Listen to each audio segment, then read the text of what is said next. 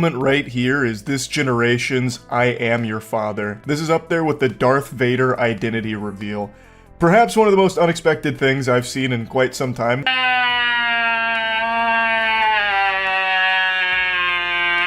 September 7th, one upload, one video, and within minutes, everything the internet thought it had figured out about Nikocado Avocado started falling apart in real time. The reaction was not gradual. It was immediate, widespread, and unlike anything that had happened on this platform in years. People began reaching for the only comparison that felt accurate: the Darth Vader, I am your father, reveal. That is not a comparison that gets made for ordinary moments. It gets made when something genuinely shifts the ground underneath an entire audience, when a story that everyone assumed they understood turns out to be something else entirely. This was that moment. Rotted a tooth. I had low B12 deficiency. My sex drive was terrible. Really? I wondered that. Okay. Terrible. Wow. I developed hypoglycemia. I don't know if it's directly related to the veganism, but I never had that before. And it had been building for a long time. The central question it left behind is one the internet has been debating ever since. Was this real redemption, or the most calculated exit the platform has ever seen? To answer that honestly, you cannot start at the reveal. You have to go back to the beginning, to the version of this person that most of the current audience has never actually seen. Nikocado Avocado, whose real name is Nicholas Perry, started on YouTube in 2014, and that version of him looks completely different from what people know today. It almost doesn't even feel like the same person. The channel was calm, focused, and built around a very specific niche: vegan lifestyle content, violin performances, peaceful, easygoing energy. Nothing extreme, nothing loud, nothing designed to shock. In that video, why do vegans have to make everything about veganism? Why? There's so much more to life than veganism. Yes, it's an important cause, but when it becomes everything, you sound no different than the Mormons going door to door, knocking on the door saying, join my... He was a creator who fit naturally into a quiet corner of YouTube without forcing anything. The community was small but genuine, and for a period, that simplicity worked. There was no performance of chaos, no escalation, no need to top a previous video. It was content that existed because of actual interest, not manufactured reaction. That version of Nicholas Perry barely resembles the person the internet eventually came to know. The contrast is not subtle, it is almost total. And understanding that contrast is the only way to understand what came next. Ahead. I am always 2 steps ahead. This has been the greatest social experiment for my entire life. So I am the villain because I've made myself one. Then 2016 happened, and nothing was ever the same. That year marked a documented and public departure from veganism. Nicholas opened up about a series of health issues that had developed during that period: a B12 deficiency, hypoglycemia, a significant drop in energy, and a deteriorating relationship with a community he had once been part of. He described the vegan space as having become toxic, and he stepped away from it publicly. For a brief window, this moment worked in his favor. He came across as someone being honest about a difficult personal experience. As long as I tell the internet that I am the villain, stories that permeate and linger and infect the minds of the ants, influence the ants, brainwash the ants.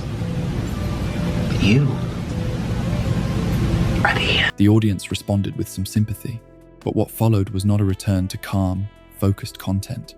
The pivot went in the opposite direction entirely. Mukbangs replaced the lifestyle videos. Portions got larger, reactions got louder. Each video had to top the last. He was loud, messy, always going bigger, always doing more in his mukbangs. At some point, it didn't even feel like food content anymore. It just looked like straight chaos made to grab attention. And from a pure numbers standpoint, it worked exactly as that kind of content is supposed to work. Second channel, and I hope you consider subscribing because I don't even know if people like me or if they want to hear from me. I haven't made a video for like 2 years. Views exploded, engagement climbed. His channel began pulling millions of views consistently, and it kept going. But the type of watching that drove those numbers was not the same as genuine entertainment. People weren't just there to enjoy the content anymore. They were watching to see how far things would go. The comments reflected this shift clearly. Instead of normal feedback or genuine audience interaction, the section became a space for comparison viewers using his videos as a reference point. I've always wanted to do. You could even tell in my soliloquy, I am always 2 steps ahead. I mean, these are characters, and it's the vision I've had forever. And the whole character thing, I want to make people laugh. In case you didn't see the video on my main channel, basically, I'm an actor. I went to school for acting. I have a very long history in performance. My background is in theater, and it was my dream to be on Broadway. Whether I was acting or doing violin, I craved that theater. In the case of Broadway workers, you get a contract for a tour or a show, and when it's over, you're unemployed again. I basically employed myself on my own terms. Here on my training, like in school, was that the actors who had to undergo the greatest physical changes, they lost a lot of weight for their role or they gained a lot of weight, those actors tended to have the greatest impact. When you watch someone on screen and you've seen them before and other stuff, you start getting that backlog of, oh yeah, I remember them from this and this and this. But when they're physically unrecognizable, totally different people, you don't get that backlog running through your brain. Almost as a warning sign, measuring their own lives against what they were watching. The content stopped being something people enjoyed and became something people studied with a specific kind of unsettled curiosity. The drama arrived on top of all of that and locked the narrative in place. Clashes with other creators became recurring events. The situation with Stephanie Sue, stemming from a collaboration in 2019, became one of the most damaging controversies attached to his name. Days after the collab appeared, Stephanie posted a video accusing him of manipulation and pressure behind the scenes. The response at the time did not land convincingly, and the damage to his reputation was real and lasting. Each new incident, each new conflict, each new controversy. 2 steps ahead. I am always 2 steps ahead. This has been the greatest social experiment I've come to know. Reinforced the same story, that he was out of control, that things were getting worse, and that no version of a comeback was coming. At some point, people stopped expecting anything to change at all. That version of him became the final form in everyone's mind. Then September 7th arrived, a single upload, and within minutes, everything people had decided about him started falling apart. The physical transformation alone was enough to stop people in their tracks. 250 pounds lost, a completely different appearance, almost unrecognizable to anyone who had followed his content over the years. But honestly, the craziest part wasn't even how he looked. It was how he acted, the way he spoke, the way he addressed the audience. There was no chaos in it, no reactivity, no performance of emotion designed to hold attention. It was controlled, deliberate, and measured, like someone who had been watching everything from the outside the whole time. He stated it directly, "I am the villain because I've made myself one." And then the line that reframed the entire timeline of his career, "I am always 2 steps ahead. This has been the greatest social experiment for my entire life." That statement did not land as a throwaway. It landed as a key, because what came out next changed the entire context of what people had been watching. Reports came out saying he had pre-recorded content for nearly 2 years. This moment right here is this generation's I Am Your Father. This is up there with the Darth Vader identity reveal. Perhaps one of the most unexpected things I've seen in quite some time. When I was watching this, I let out an audible whoa. I couldn't help myself. My body responded without any other part of me having say-so over it. Uploading slowly while going through a massive weight loss journey completely off camera. The numbers attached to this are significant. Around 250 pounds lost over more than 800 days, with that entire process kept completely out of the public eye. He confirmed it himself. "I woke up from a very long dream, and I also woke up having lost 250 pounds. I was on a diet for 800 days. What this means is that while people thought they were watching his life in real time, they were actually watching footage that had already happened. So while people thought they were watching his life in real time, they were actually watching something that had already happened. That changes everything, because it means the entire perception people built wasn't even based on reality. It was based on a version of him that no longer existed, and he knew it the entire time. Once that detail is processed, the old videos do not look the same. What had been framed by the audience and by media coverage as a man losing control and spiraling in public starts to look like something different.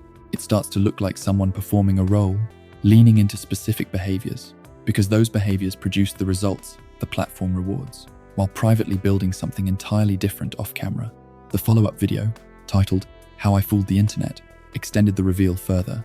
It included clips from his older content that had been available all along, moments that carried weight in retrospect but had been overlooked entirely at the time, lines that previously seemed like offhand comments, suddenly read as intentional placement.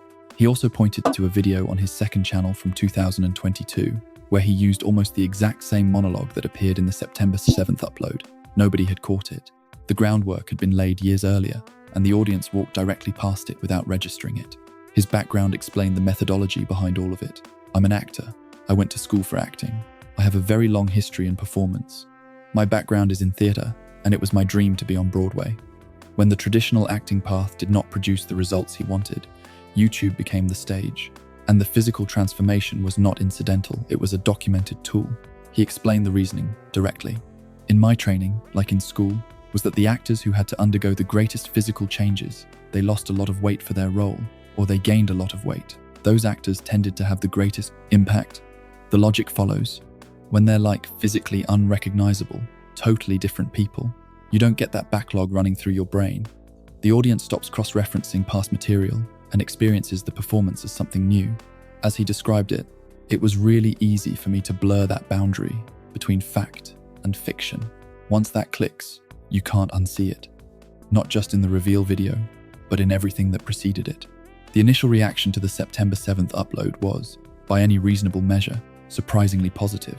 Even longtime critics like Penguin Z0, who had criticized him heavily before, gave him credit for how everything was handled. That kind of shift does not happen without reason. The internet had spent years building a specific narrative around this person, and the reveal forced a reconsideration that most people were not prepared for. For once, the dominant response was not hostility, but the questions did not disappear, they changed direction. The primary one that followed the positive reaction was straightforward and grounded in documented patterns. Could he actually sustain it? Extreme weight loss at that scale has well-established rebound statistics. Maintaining a transformation of that magnitude is where most cases fall apart, and the audience was aware of that. What happened throughout 2025 provided a partial answer. Nicholas underwent multiple surgeries, facial procedures, a full body lift, and additional refinements afterward. These are not decisions made casually, and they are not reversible. The documented level of commitment attached to those procedures is not consistent with someone planning to return to previous habits. The physical changes made in 2025 represent a sustained investment in the transformation that began off-camera during the content backlog period. At the same time, his YouTube presence contracted significantly. Uploads dropped to once a month, sometimes less. Without a pre-recorded backlog supplying the channel, the volume of content that had once kept him constantly visible was no longer there. The version of him that dominated timelines just isn't there anymore in the same way. Visibility dropped accordingly. A mid-2025 announcement of a meet and greet tour appeared to be a move toward direct audience engagement. It was cancelled before any dates were fulfilled. Reports of low ticket sales circulated, and the gap between the scale of his online audience and real-world turnout became apparent. The tens of millions of views his content had generated did not translate into the same level of in-person demand. Around the same time, he revisited the Stephanie Sue situation from 2019. He acknowledged specific actions and delivered an apology that was more measured and direct than anything he had offered at the time. The response from the public was more divided than his previous statements on the matter, not universally accepted, but no longer one-sided as against. Stephanie has not responded, and after this amount of time, she likely will not. Bringing it back doesn't really benefit her the same way. For Nicholas, the revisit read less like active reputation management and more like a deliberate closing of an unresolved chapter before reducing his public presence further. Not everyone reads this story as redemption, and those objections are based on documented record. Faking medical emergencies is not a performance technique, it is manipulation, and it reached a large audience that included younger viewers.